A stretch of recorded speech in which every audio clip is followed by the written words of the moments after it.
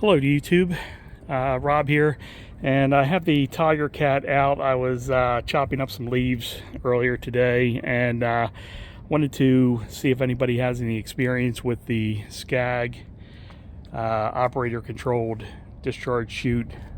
I found one of these on the marketplace for just under 200. I'm glad I didn't spend the 500 that SCAG wanted. This thing is absolute garbage. I'm trying to get it adjusted properly. I have a gap here. Let's see if I can zoom in there a little bit, that I just can't get the handle to kind of stay in place. I have adjusted this rod 1,000 times. I've adjusted this rod 1,000 times, and just can't seem to get this thing to work properly.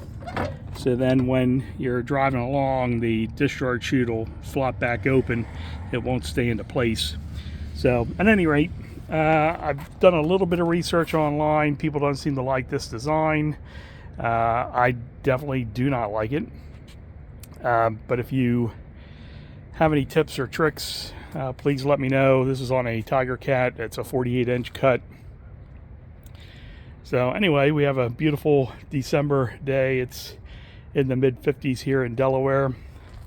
So I've got the Camaro out a little bit, got some gas in it, and got to play around with the leaves today and finish up Christmas shopping. So I hope everyone has a good Christmas out there.